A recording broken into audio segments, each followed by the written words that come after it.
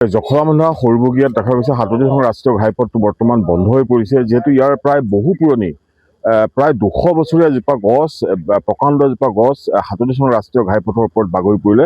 মই কেমেৰাখন ৰাজুক দেখুৱাবলৈ ক'ম, এইজোপা হ'ল বহু পুৰণি এজোপা ইতিহাস থকা এজোপা গছ।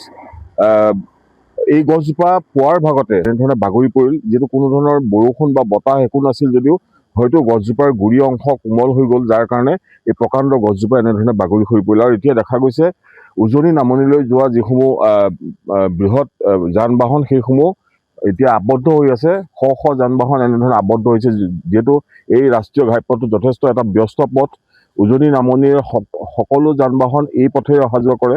আৰু বৰ্তমান দেখা গৈছে দুয়োটা দিশে যান বাহনসমূহ আবদ্ধ হৈ পৰিছে আৰু গছজোপা এতিয়াও ইয়াৰ পৰা কাটি আঁতৰাবৰ কাৰণে প্ৰশাসনৰ লোক অহা নাই। কিন্তু আজি হয়তো গোটেই দিনটো এনেধৰণে আবদ্ধ হৈ থাকিব পাৰে, কাৰণ প্ৰকাণ্ড এজোপা গছ, এইজোপা কাটি ইয়াৰ পৰা আঁতৰাবৰ কাৰণে বহু সময় লাগিব আৰু ইয়াৰ কাষেদি কোনো ধৰণৰ পথ নাই, যাৰ কাৰণে এইসমূহ যিসমূহ বৃহৎ যান বাহন আছে সেইসমূহ এই পথটোৰে পাৰ হৈ যাব নোৱাৰিব। কিন্তু সৰু যিসমূহ যান বাহন সেইসমূহ উপপথ কিছু আছে, সেই সময়দি পাৰ হৈ কাৰণে ব্যৱস্থা কৰিছে যদিও বৃহৎ যান বাহনসমূহ যিবোৰ ডাঙৰ যান বাহন আছে সেইসমূহ পাৰ হৈ যাব নোৱাৰে। মই স্থানীয় লোক আছে, জানিব বিচাৰিম কি ক'ব। এজোপা ইতিহাস থকা এজোপা বৃহৎ গছ, এতিয়া দেখা গৈছে গছজোপা বাগৰি হৈ পৰিলে, কি ক'ব?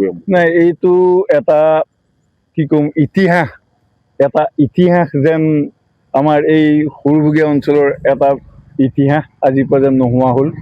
আমাৰ মনত নপৰে এই গছজোপা অন্তত 80-90 বছৰ বা 100 বছৰ এই গছজোপা হ'ব, এটা স্মৃতি আছিল। কিন্তু হঠাৎ আজি পুৱা 5 বজাত গছজোপা এই নেশ্যনেল হাইৱে 37 নেশ্যনেল হাইৱেত বাগৰি পৰি এক মানে পৰিস্থিতিৰ সৃষ্টি। কোনোৱে কয় প্ৰায় 200 বছৰীয়া এজোপা গছ। আমাৰ মনত পৰাত এই গছজোপা 100 বছৰ, 90 বছৰ, 100 বছৰ এনেকুৱা হৈছে বুলি আমাক কয়, কাৰণ এনেকুৱা গছ 3জোপা আছে আমাৰ এই সৰুবগীয়া অঞ্চলত। বাৰু যি কি নহওক, এজোপা গছ সৰুৰ পৰা ডাঙৰ হৈ ইমান বৃহৎ আকাৰ লওঁতে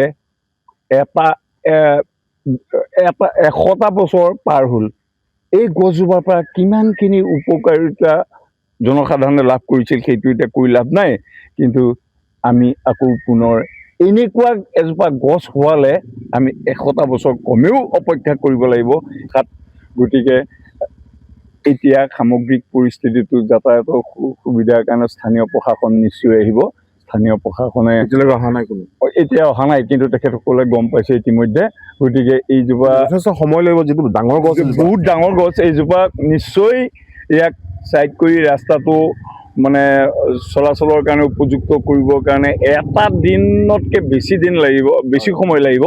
গতিকে মই আশা কৰোঁ যি হৈ গ'ল, এতিয়া অন্ততঃ গাড়ীবিলাকৰ যাতায়াতৰ সুবিধাৰ কাৰণে বা জনসাধাৰণৰ অহা যোৱাৰ সুবিধাৰ কাৰণে উন্নতি পলমে এই পথটো মুকলি কৰাৰ স্থানীয় প্ৰশাসনে ব্যৱস্থা কৰক, তেখেতে কামনা কৰিছোঁ। নিশ্চয়কৈ। মই আন এজন যুৱক আছে, মই তেওঁৰ পৰা জানিব বিচাৰিম, পুৱা আপুনি ওলাই আহোঁতে গছজোপা পৰিছে? হয়, মই বাহিৰলৈ উঠিছিলোঁ, মানে পুৱাৰ পৰা উঠিছোঁ আৰু তেনেকুৱাতে এটা শব্দ শুনিলোঁ।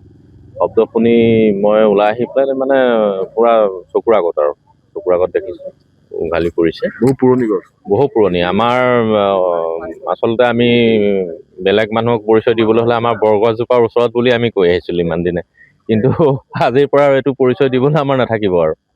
বেয়া লাগিছে। যান বাহনসমূহ এতিয়া যিবোৰ ডাঙৰ যান বাহনটো এইখিনি কেনি যোৱাৰ ব্যৱস্থা নাই। ডাঙৰ যান বাহনখিনি যোৱাৰ ব্যৱস্থা নাই, আৰু সৰু যান বাহনখিনি আমাৰ যি গাঁৱলীয়া পথ আছে আমি দেখুৱাই পেলাই তেখেতসকলক সেইফালেদি যাবৰ কাৰণে আমি দিছোঁ।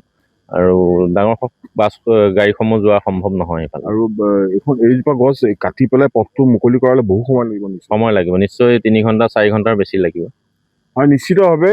মই পুনৰ ৰাজুক দেখুৱাবলৈ ক'ম যে এইজোপা গছ বৃহৎ এজোপা গছ। ইতিমধ্যে উল্লেখ কৰিছে, কোনোৱে 200 বছৰীয়া বুলি কয়, কোনোৱে 100 বছৰীয়া বুলি কয়।